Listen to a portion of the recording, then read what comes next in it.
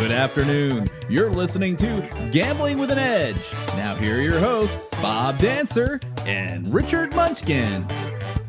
Good afternoon. Welcome to Gambling with an Edge. I'm Bob Dancer. And I'm Richard Munchkin. Our guest today is gaming attorney and Blackjack Hall of Fame member, Bob Nersesian. Bob Nersesian, welcome back to Gambling with an Edge. Thank you. And I still maintain I did nothing to get into Blackjack Hall of Fame. You did not decline when you were nominated, so that is a form of doing something. I actually didn't know I was nominated until somebody said our newest member is. Really? You didn't look at the ballot? Yeah. You knew before the vote took place. Pardon? You knew before the vote took place. And I actually asked you. That year I did. It was the year before that was a total surprise to me, and I didn't know until after the vote, and I think I came in second. So, all right. So clearly knowing is useful if you want to be in the Blackjack Hall of Fame. All right, let's get on our other questions. I play slots with an advantage. One of the machines I play has 5 different denominations, 5 different number of coins you can bet per denomination. And each of these 25 games on a machine has 4 separate progressives, mini, minor, major, and mega. On more than one occasion, I've noticed that in probably 25 of the 25 games, all of the progressives were at reset values, a condition that is basically impossible to come about naturally. The 2 most likely possibilities are a new release of the game was installed recently, and there's been relatively new play since then, but still the old progressive should have been in effect, or the casino has unilaterally reset the machine to erase all of the progressive increments. This effectively is stealing the money in the bank the player community as a whole is paid to create. This is in Las Vegas. If it's the latter, wouldn't it be against the law? If so, is there any recourse players have to this? Any player who recognizes this and complains to the casino about it is probably identifying himself as some sort of a slot professional and hence possibly an undesirable insofar as the casino is concerned, because recreational slot players typically don't pay attention to the level of the progressives.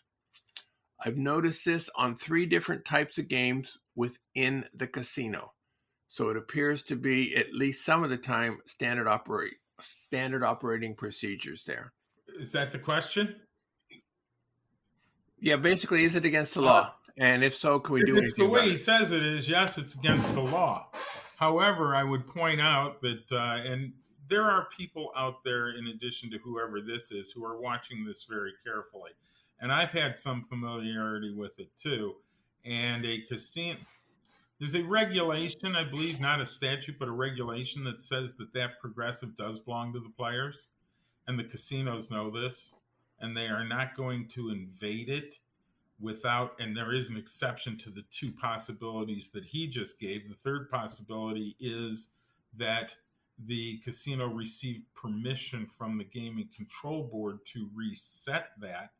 But you see, whenever you're resetting a progressive, there is Gaming Control Board involvement because you do need permission, and that's in the regs too. I don't think it's happening the way he's saying it's happening.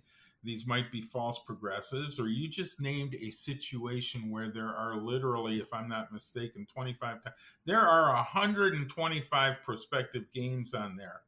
And it is likely, if not, it is possible, if not even likely, that multiples of those games, even after that machine has been on the floor for a period of weeks or even months, have never even been touched. Why are you going to play the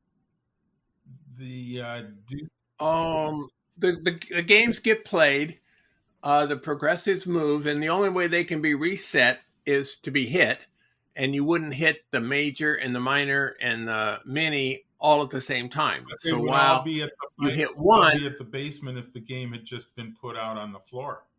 Agreed. But this was not the case. How do we know that? How do we know that this isn't a whole new bank of machines? I don't. Well, one way to know it, Bob, and I think you really want to jump in on the bandwagon of whoever is asking the question. But I am telling you that I have watched this and seen this and seen gaming interact with this. And while I don't have a whole lot of respect for gaming, and certainly casinos are not on my tip and are not at the top of my Elio-missionary list. Ow! First use of Elio-missionary on the show after 12 years. Wow, do I get a prize? Where's the duck dropping from the ceiling? Yeah. You're not old enough to remember Groucho Marx. Me? Come on. But you are. No. I'm older than you, Bob. For sure. Me, I was born in 47. I'm 75. I know, I'm not older than you. Heck, I'm a babe in the woods. But with where I was, that's not what I think of casinos or the Gaming Control Board, but this is the kind of thing that literally does put licenses at risk, and nobody's going to give a crap because under IGT or whoever else is making these machines, there's already enough skim to make people rich. Why put your license at risk? I don't see this happening. Somebody is misreading something. Well, I have two comments. Number one, I don't believe any major Las Vegas casino ever really is at risk to losing their license. I mean, the Venetian was caught rigging their drawings and got a slap on the wrist, right? So, to what that company makes, but anyway, but they weren't at risk of losing their license. But my other comment is this: it'd be very easy for the player to go in, take pictures of the machines and where the jackpots are at, and, with a date on them, right? Because the picture is dated when you take it, and go back several times and see if the jackpots actually get reset. And then if they are, rather than complaining to the casino, okay, and call and game. on your yes, Venetian's not going to lose their license, Richard. I will agree, is a general rule, unless they really do something really, really bad. But their license is at risk under the statute. And let me try this on you and see what you say to this. That casino manager's license is at risk. Yeah.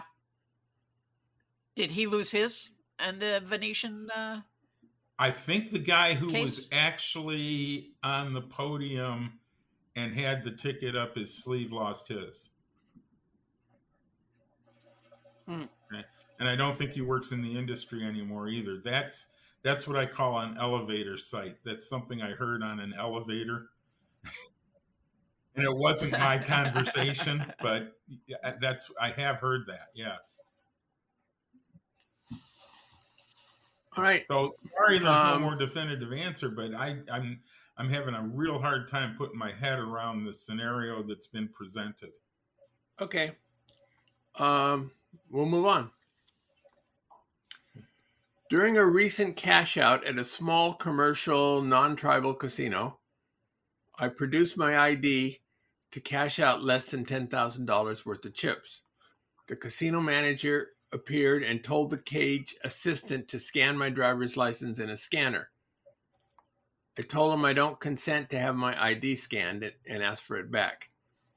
At this point, the manager got on the phone with his boss, and while on the phone, told the assistant again to scan it. I very clearly said, no, I do not consent. I returned my ID now. He told her to scan it. She did. At this point, I was paid and notified that I was no longer welcome at that casino. I told him I was now recording the conversation and confirmed that I had asked for my ID and did not consent to a scan. He confirmed and told me I could have a copy and they would just write down the information. Did the casino do something improper here? Yes. Next question. Do I have any recourse? You can sue them.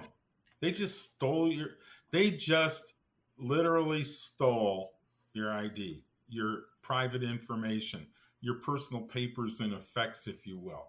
Now, they're not a government agency, so you don't have state action, but that doesn't make it less theft than it is. You can also report them to, this apparently doesn't sound like Nevada, so whatever your board or commission is, and draft out a real nice letter that says they're not authorized to do this. That's my private information. And then finish with a demand to make it a dispute that says, would you please investigate this? Order that casino to remove my personal information from their database and update me on whether or not my request has been followed. I think you'll put everybody into a little bit of consternation there, and some things might actually happen. If they don't, and you want to invest some money and have some fun, bring a writ of procedendo or a writ of mandamus before your local court and have the court order the administrative agency to do that which it is charged to do under their state statutes, which is investigate and resolve. Are you going to get anything? No. I mean, you might get, this is a Pyrrhic victory, but it's a Pyrrhic victory that certainly many of my clients have been willing to invest in over the years. Do I get something for Pyrrhic, Richard? Well, I was going to challenge, because I think it's Pyrrhic, but maybe I've been saying it wrong. I agree. Not in Detroit. Well, that says something more about Michigan than it does about how to pronounce it. Next question. I'm in the state of Pennsylvania. I was told at a Pennsylvania casino recently that I couldn't return to the casino there anymore after playing blackjack there for card counting. I didn't have a previous back off there. However, I was using a player's card, so they sent me a certified mail letter that I returned to them without opening. I didn't sign for the letter, and it was delivered to the wrong apartment. Technically, I don't know what's inside the letter. Arguably, it might be a free casino promotion rather than your standard 86 letter. Given I was never threatened for arrest if I go back, am I able to ever go back to this casino to play blackjack if I don't use a player's card? I still get carded at the door. What if I use an ID from a different state or even a different country? I just want to say, quit farting around with this stuff. If they throw you out, you're thrown out. Okay? But all of that as an aside, moving to the technicalities that are raised by the questions. Okay? First, Pennsylvania is a very weird state. They have a statute that says that if you are thrown out of the casino, this is their trespassing statute. It says, and as applied to casinos, it means that if you are arrested for trespassing, when they bring the criminal charges against you, you merely point out that this is an institution open to the public. And therefore, I have an affirmative defense by statute. I don't have the site in front of me that says that I'm not guilty of trespassing because I have this affirmative defense. The statute literally says it shall be an affirmative defense to trespassing, that the premises are open to the public for recreational purposes, or something exactly like that.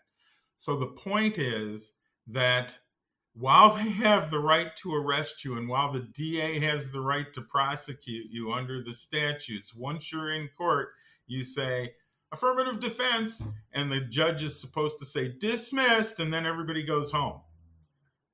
A pain in the ass for nothing, but that's how their statutes are written. So are you able to go in? Yes. Will you be arrested? Yes. Will you be convicted? No. It's weird. I don't make this stuff up to tell this to you. But that's my take on Pennsylvania law. Uh-huh. All right. On the other technicalities that you can play with, refused certified mail has been accepted as constructive notice in many jurisdictions. Okay. And I believe by the federal government as well. For example, if the IRS sends you an IRS levy, and it's by certified mail, return receipt requested, and it comes back to them refused, they now have all the evidence they need as though they had sent it to you and you had read it. My general advice is, whoever you are, wherever you are, and whenever you are, if you get a certified mail, don't throw it back at them. Read it. Okay. Next question. And while we're on 2-bit words, it says, I've heard you comment that some banks eschew professional gamblers. I mentioned this to a friend who was a banker in Las Vegas for many years, and she said it's illegal for a bank to turn away customers whose profession is legal under federal law. So a bank can refuse a marijuana grower for now, but not a gambler. How does this jive with your experience, and what does Bob Nersesian have to say on this subject? There's other banks. Yeah, but just, I mean, that's shocking to hear that is the law, because I have heard many gamblers who have had their accounts closed by banks for too many cash deposits and withdrawals, and one for visiting his safety deposit box too often. Well, okay, first of all, it's a business. Take away whatever this regulation is that we're talking about, and they don't have to do business with you at all. So they can cancel anything they want. Now, is there a law out there that says that if your business is a legal business, the bank must do business with you? There may well be a law that people read to say that, but I would double dog guarantee you that law actually says, absent activity which gives a reasonable suspicion of improper activity, a bank cannot refuse, yada, yada, yada. So when you take, I'm sorry, I pounded the desk, Richard. Yeah. When you take that colorful language, the exception at the front, which has got to exist, because you certainly want banks to be not participating in what they're concerned with is money laundering. I have little doubt that they can put up a colorable explanation to avoid any ramifications for refusing or canceling you as a customer. The example I'll give here too is the one that we often see with police officers in probable cause. Probable cause, if you are arrested without probable cause, you can sue the hell out of the cops. The problem is probable cause doesn't mean that it shows you're guilty. It doesn't mean that you have done something that is illegal, or that they even know that you've done something that is illegal. It means that you did something that they think might be illegal, and that's it. Okay? So they don't have to have the particulars. They don't have to have the when, the where, the how. All they need to do, I'll give you an example. In the Goodman case, one of the cases that I had against the casino and the police, we fought like heck for probable cause, or no probable cause. The court did find no probable cause. Here's the grand total of what the woman in that case did. She was standing by elevators. She was dressed very nice, and she was in the casino after hours, or at late hours. Okay. 1 a.m, by an elevator, and looking nice. All right. But, sounds suspicious to me. Well, looking provocative. I mean, she was a stripper. No, well, she had been a stripper, but she wasn't a stripper that night. She was out on a date with her boyfriend. Okay. But the point is, you put all of that together, there's nothing there that approaches criminality within a country mile. The court had a very hard time finding no probable cause. They did, but that's how loose of a standard it is, because you have to put yourself into the shoes of the police officer to an extent. And would a reasonable cop think that she was doing something wrong as to a specific crime? And the answer was no, and the answer stayed no, but it wasn't an easy answer. Okay? And it's not an easy answer with the banks either in the circumstances that you were describing.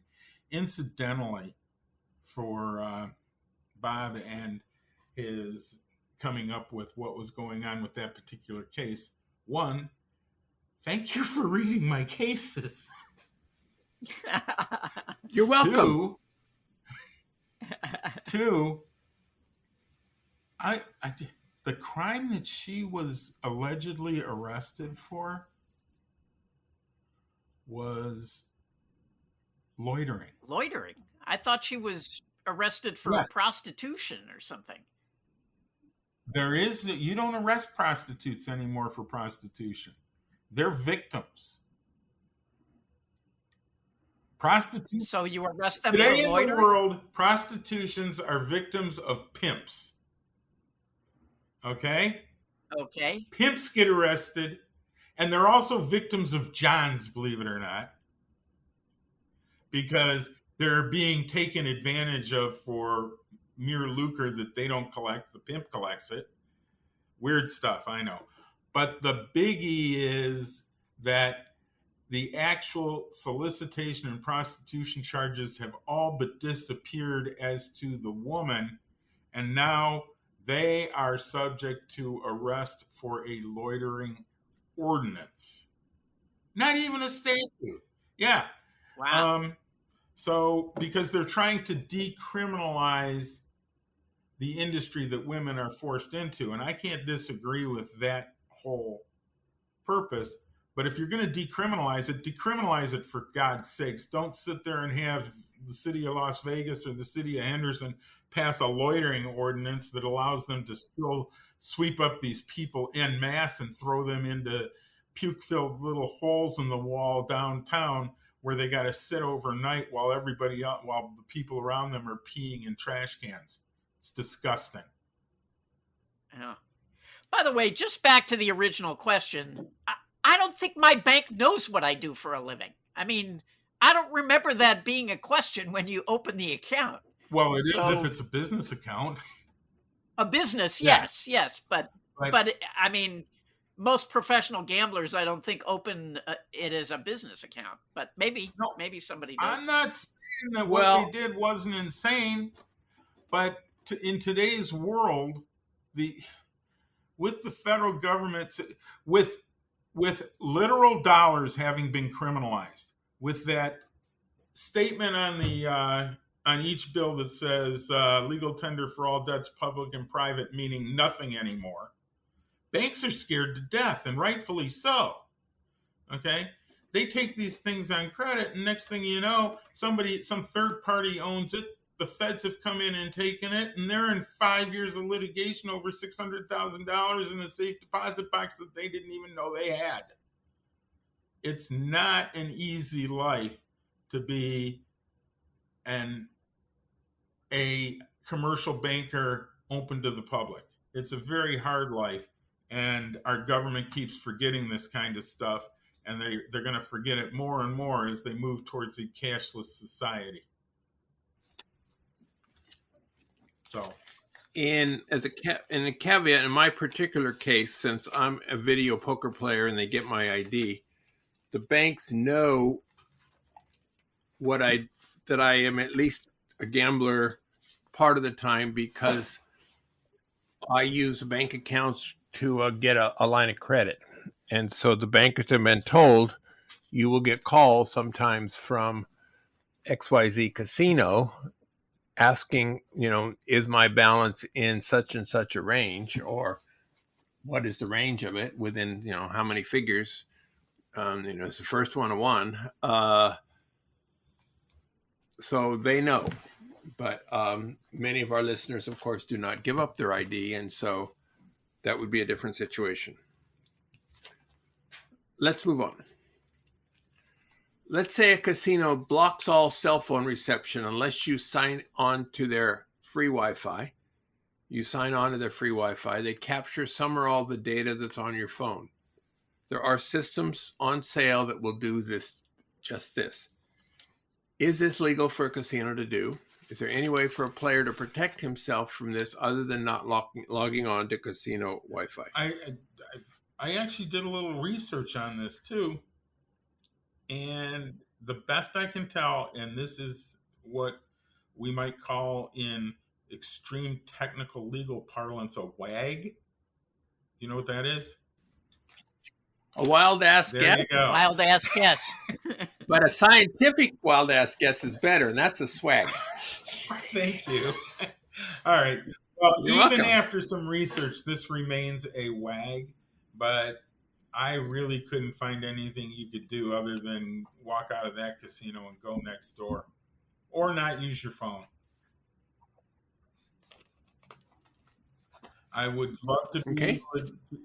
Yeah, I was just thinking like, oh, my first initial thought was, oh, that's easy. I would just turn my phone off when I went to that casino. But then I forgot how much we have to, when you're playing with a team, we constantly need to communicate with each other and are often sending texts back and forth. Why are and you so that would be a strongly big problem. validating the casino's practices here on your show, Richard? You're telling them that this is a smart thing for them to do.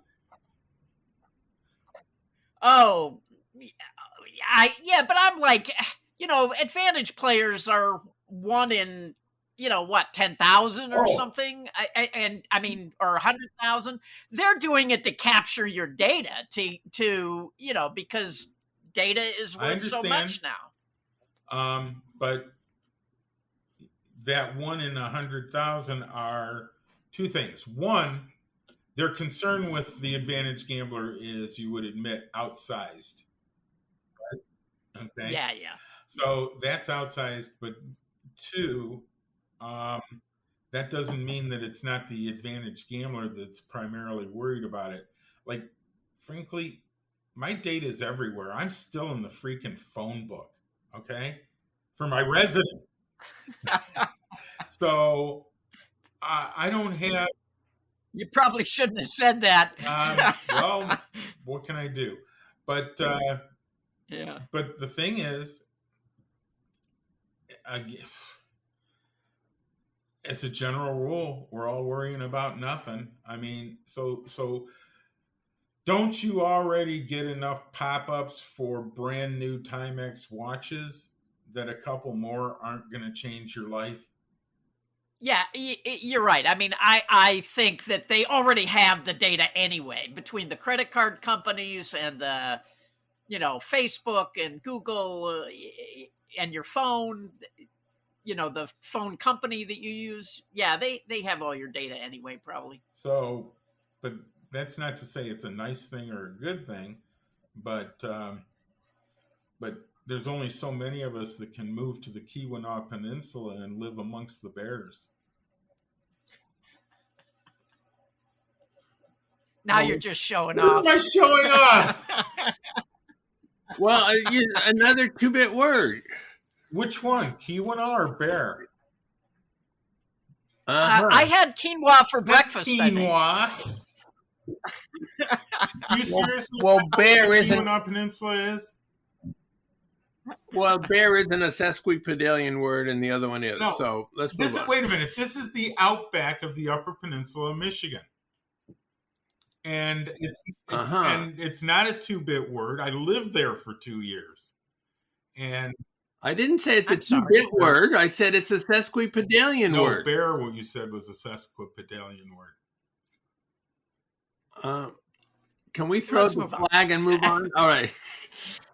If I'm playing blackjack and the casino asks to see my ID and I tell them it's in my car and I don't have it on me, where in truth it's in my back pocket, am I committing fraud?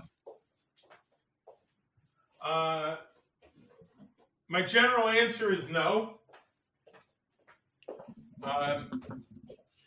Here's the test. Fraud. Is that a WAG? No, this is the law. I'll give you a caution if it's a WAG. Okay. All right. To commit fraud, you have to make a representation. 1, there it is. 2, that is false. 3, You've done both of that those. is material, at least in Nevada under the case of Chen, that would not be a material misrepresentation. So an element of fraud is missing. 4, there has to be reliance on that representation. And 5, that reliance has to be reasonable. Those are the elements of fraud. So no, that's not fraud. It is what it is. It's just a little white lie. Pardon? It is a white lie. Okay. Yeah. All right. Good answer. Yes. And it's a white lie to protect yourself from the invasive overreaching of the gendarmes of the casino. There, I threw another one at you, Richard. Yeah, but we all know what gendarmes are, even Quit if we can't pronounce fixing it. my pronunciation. I got my vocabulary from reading. Okay. I didn't have to. And What? from Detroit. From Detroit, yeah. Yeah, but And you were from reading Detroit. in Michigan. All right. Next question. The question is, when state agents, whether it's gaming or uniformed law enforcement, violate an AP's rights in the course of responding to a call from a casino, has Bob Nersesian ever considered referring the concern to the state oversight authorities such as Internal Affairs or the State Inspector General to investigate the actions of the state agents? Have I considered it? Yes. Have I done it? Yes. Has it worked? No. All right. Does that mean you're not going to do it again in the No, future? it doesn't mean I'm not going to do it again in the future. It looks so good. Had this just happened recently, there is a judgment of liability against the police in a case I did on a casino property, which that judgment of liability says that they were guilty of violating my client's constitutional rights. It went through Internal Affairs. My client really tried to push them. He went to the Citizens Review Committee. Both of them said, no, of course, stop and frisk is okay, which, no, it's not. Never has been, never will be. Every jurisdiction in the world wants it to be. They want to be able to go into your pockets just because you're on their sidewalks. That's not the law. So now there is a judgment. It's out there, and Internal Affairs and the Citizens Review Board has been shown to be exactly what they are, a rubber stamp for the police, because if a judge can look at it and say, yes, you're liable, and those people can look at the exact same facts and say these cops did nothing wrong, do you see the problem? So, yeah, I'll still go to them, and one of these days I'll actually get them to do something right. But in the meantime, they do tend to be a rubber stamp. There are a couple exceptions to that. No, that's not an exception either. There was an advantage gambler who had 32 forms of alias ID. They arrested her. They sought to prosecute her with extreme vigor. And again, it was the court system that pulled it out and said, there's no crime here. Those IDs were not driver's licenses. They were just, players' cards? Well, they were actually Florida and Alabama driver's licenses. The problem is, and now that I say this, the legislature may well fix it, it happens to be that under the statutes of the state of Nevada, a driver's license has a definition. That definition is essentially a document issued by the Nevada Department of Motor Vehicles for the purpose of authorizing somebody to operate vehicles on the roadways. Do you see the problem? Right. It has to be. Yeah. It has to be. Yeah, Nevada, Nevada, and it has to be a driver's license as opposed to an ID. Right. So there was no crime, and the judge saw it and threw it out. But the police and IAD continued forward on both of them. I think IAD was involved in that one. So, yeah, I haven't had a whole lot of success with those situations. And sometimes we've even... Another one was the one we mentioned a little while ago, Goodman. We sat down with them on Goodman. Sat down with IAD, 2 lawyers, and they said, nah, that was fine. And you've read over that case law. It wasn't fine. It was brutal. And they approved that one too. They said, no, they didn't do anything wrong. So they say you can't fix stupid, but you keep getting money while they keep saying that we didn't do anything wrong. And sooner or later, they might get fixed. Next question. Can a Native American casino refuse to pay a jackpot if they discover you were vulturing Ultimate X machines? I would say no, but they're going to do it anyway. So now what do you do? Well, you look at Nersesian's book and the chapter that says OMG and you're fucked. Yeah, that was an easy right? one. The answer is you go to Indian court, and Indian court says, okay, you realize that I work for them, right? Yeah.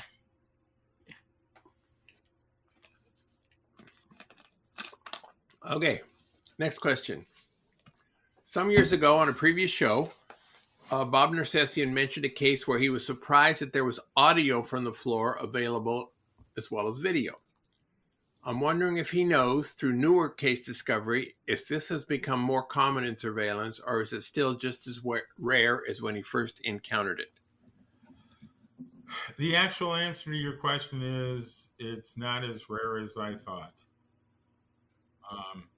But it's weird that you would ask me this question because I only found this out last month. They are some casinos. We have smart listeners on this show. This isn't one I gave you a heads up on, is it? No, Nope. I didn't think so. And this does not come from me. This came from one of our listeners. Okay, but I want to hear what you were going to say because this really interests me. Turns out that some casinos are recording all radio traffic. So an open mic at a proximate open mic should have a recording if you're in one of those casinos. But where are the mics? There's no surveillance standard that says they have to have that tape.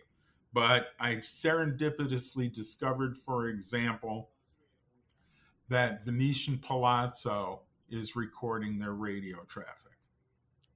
Okay, but what does that mean? They have mics near the tables to pick up conversation or what? If it's still serendipitous, okay? No, I don't know anything of mics being at a table, but if you've called over somebody who's mic'd to say, hey, I need this jackpot, look at this, this, and this, that recording is going to be there. Or the one that I had seen before with the video, with the audio from the floor would fit into this scenario because it was somebody claiming that they had won one of the multi-jurisdictional or multi-location huge jackpots like Megabucks or something like that.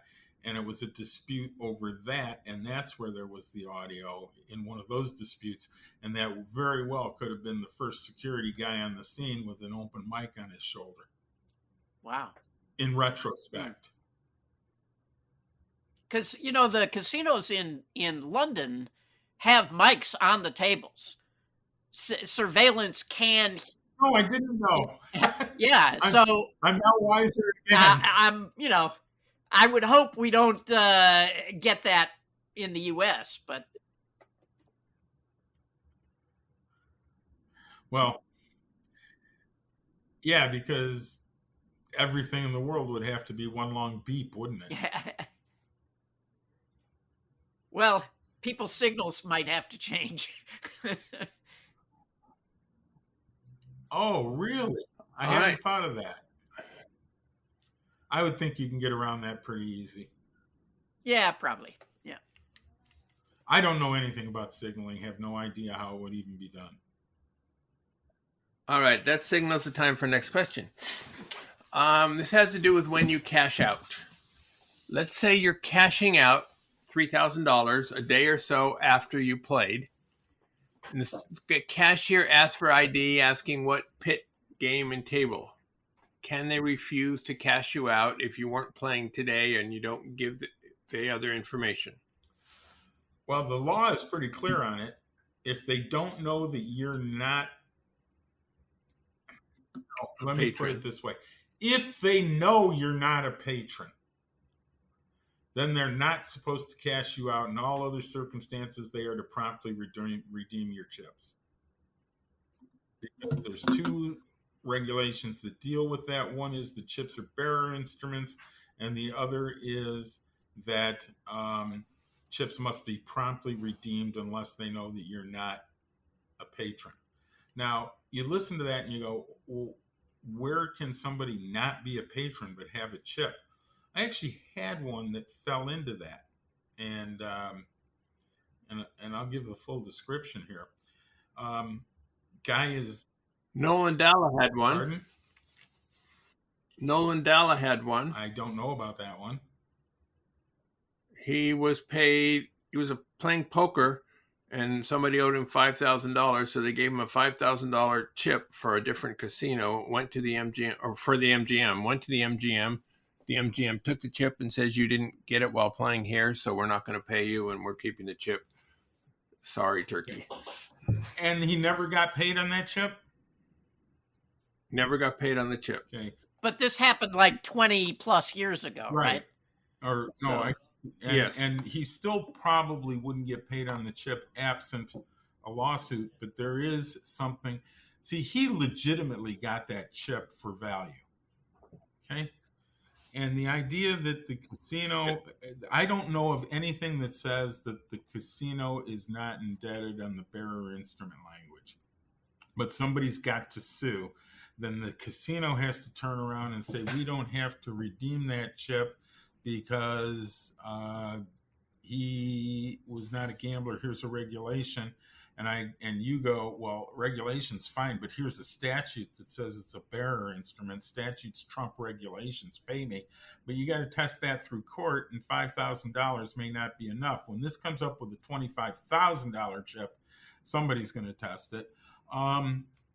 But the one I ran into was a guy who ran into that wonderful serendipitous thing that we would all hope to one day have. He's sitting there rolling at a $5 craps or $2 craps table, which today would be a $10 craps table, and he's on a hot roll.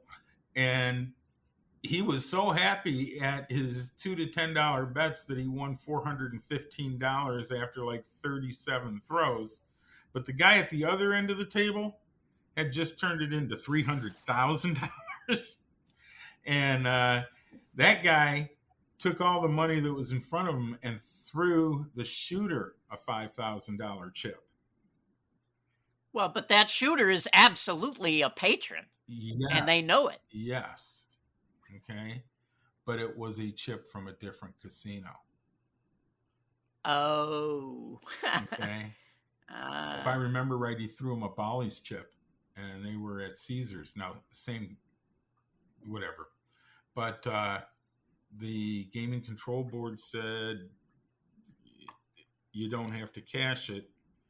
But I still think, wow. Yeah. I still think there's a claim there that they have to redeem it, or that they have to get, yeah. I think you could still press it through the courts, but that one didn't go up past the board. All right. We have more questions for Bob Nersesian, and we're going to get to them right after this commercial break. South Point has more than 10,000 games returning at least 99%. This is more such games than anyone else has. In December through December 24th, it's half price everything if you use your points, meaning rooms, meals, gift shop, New Year's Eve tickets, etc. If you're serious about card counting, the Blackjack Apprenticeship membership is a great way to learn, train, network, and get the resources you need to succeed. We've had quite a few guests on Gambling with an Edge who exclusively trained and got their start through Blackjack Apprenticeship.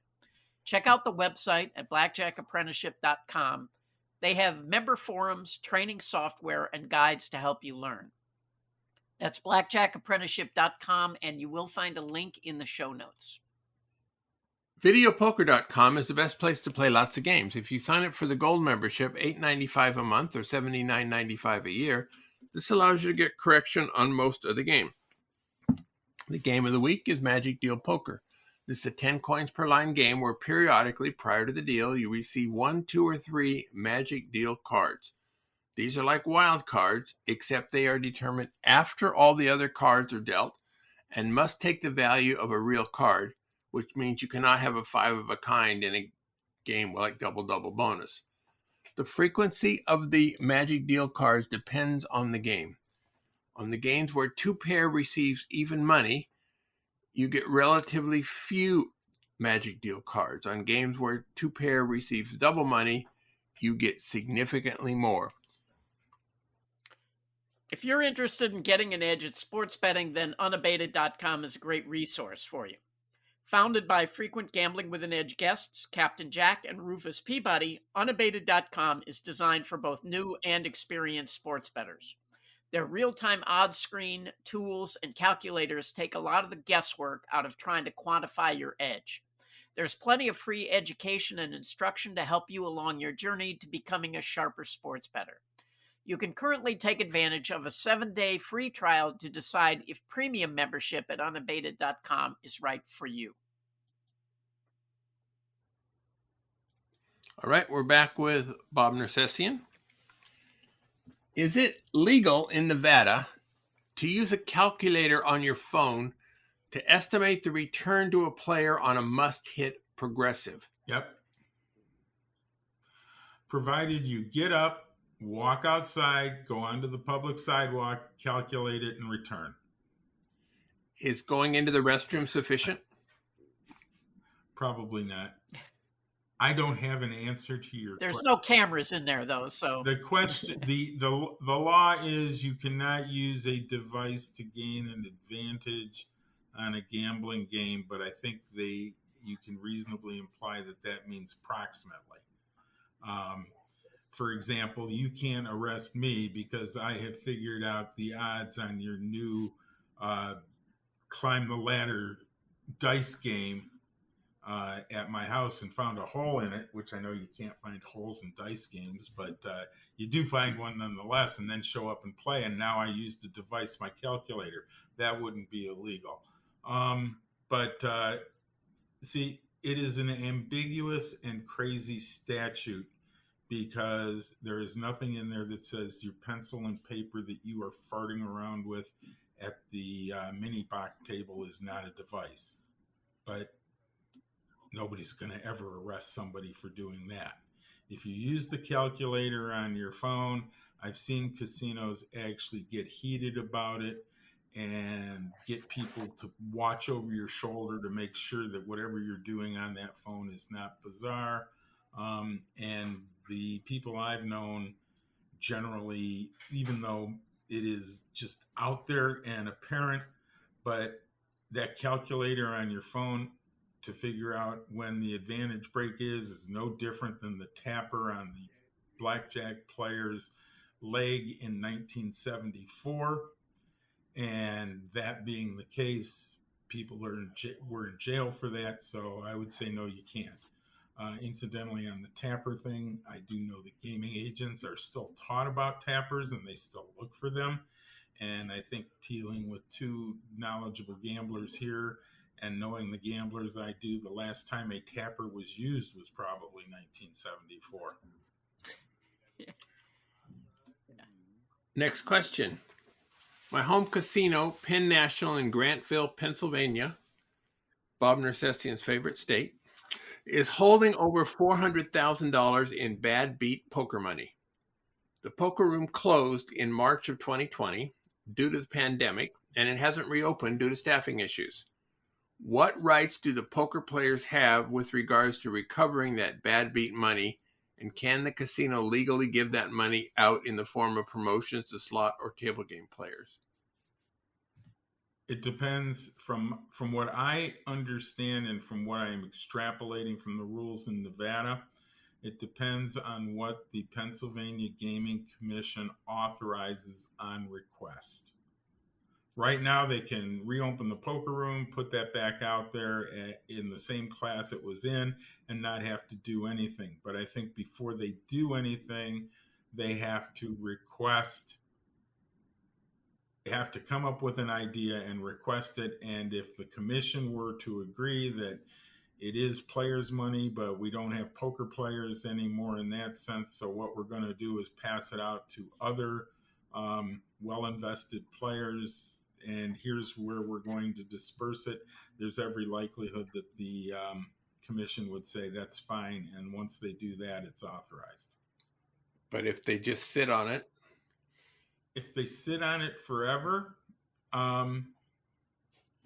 see, there's the rub. I don't know who has standing to go after that. You were a long-term poker player with a lot of money invested in it. Perhaps you'd have standing, but the result may be exactly like what you're trying to avoid anyway. They may well say, well, you can't hold on to that forever. Go to the commission and find out how it has to be dispersed. And if the answer comes back, you can disperse it as extra jackpots on four-of-a-kinds on your poker machines. Then that's going to be the rule. Sure would be nice if it was something better, wouldn't it? All right. Next question. And our last, we had comp tickets to CAW at the MGM Grand in Las Vegas. Some of our party couldn't make it, so we sold those tickets for cash near the box office. We were observed by MGM security and basically kicked out of our room with no refund. Did we break any laws? Did the MGM act appropriately? Everything you've just said is a matter of social discourse and morals.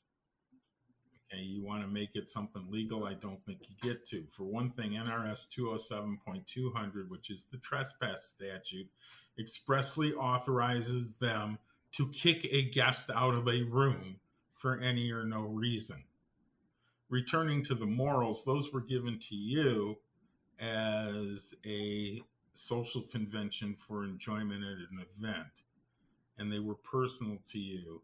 And to turn around and try to sell them out from under your beneficent, from under the person with the gratuitous intent is sort of cheesy, okay?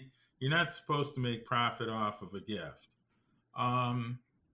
So all in all, this is just what Richard apparently thinks. I'm just laughing because I received an awful lot of Tyson tickets and I never went to a fight. I didn't find it cheesy at all for getting $10,000 for my Tyson tickets one weekend. Okay. I didn't need to see him bite off the guy's ear. Ouch. You had Holyfield tickets? Yeah. Oh, man. More than once. He only bit off one ear one time. No, but he had more than one fight. Yeah. But yeah. And he did have more than one ear. I don't know. I read it. I think, I understand that somebody in Richard's position with Richard's morals would certainly turn around and sell those tickets. It's true. I'll burn in hell for that one. All right. So with that, we're going to end this, and we're going to get before we end it. So are you saying, Bob, I might be of lesser moral character if I got reimbursed for a first-class airline ticket when I actually drove from? Oh yeah. Oh. Did you represent that you flew in on a first-class ticket and take a friend's ticket and present it to the cage? I can neither confirm nor deny. Right. Because, you remember that definition of fraud earlier? All right. I do. Okay, now let's talk about what you're talking about there. And is it material to present that ticket and say it's yours while the casino is trying to decide whether or not to reimburse you for a flight? Yeah. It's a good thing I would never do that. Yeah. All right. All right. And I do have something for that little wind up at the end, I guess. Good. Speaking of the little wind up at the end of our show, we have a recommended section. And the first one is from Sleazy Richard.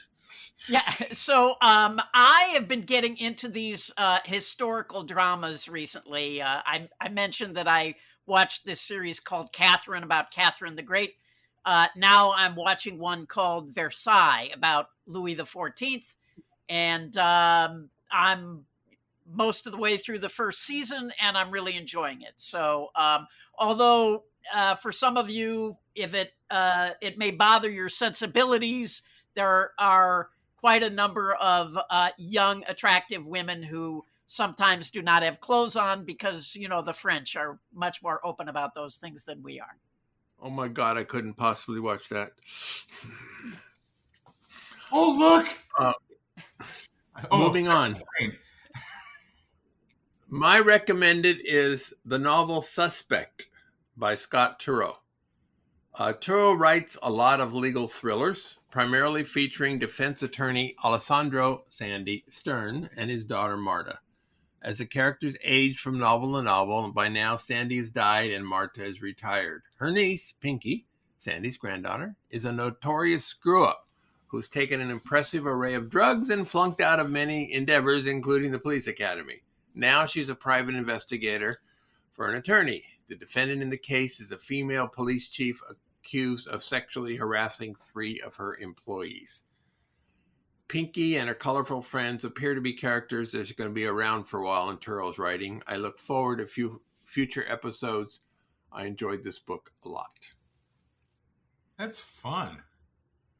Okay, mine is just, it's a little 3-minute sojourn into the Christmas season where we have a bunch of Christmas albums around the house, and Thea threw one on the other day, and we're listening while we're wrapping things, and up comes Kenny Rogers' Homemade Kentucky Christmas, which is just a little ditty from probably 20 years ago. You can probably pick it up on YouTube, and if you want to just take 3 minutes and cry a little bit, go ahead and listen to it. All right. That's all. Thank you, Bob Nersesian.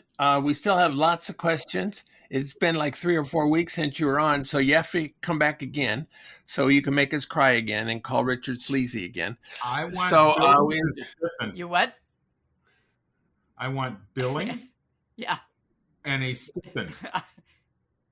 That's what they say in Detroit, rather than stipend. I bet he did that on purpose. I bet he did that on purpose. All right. Let me stipulate that he did that on purpose. All right. Thank you, Bob. Thank you, Richard. Go out and hit lots of royal flushes, everybody. Good day.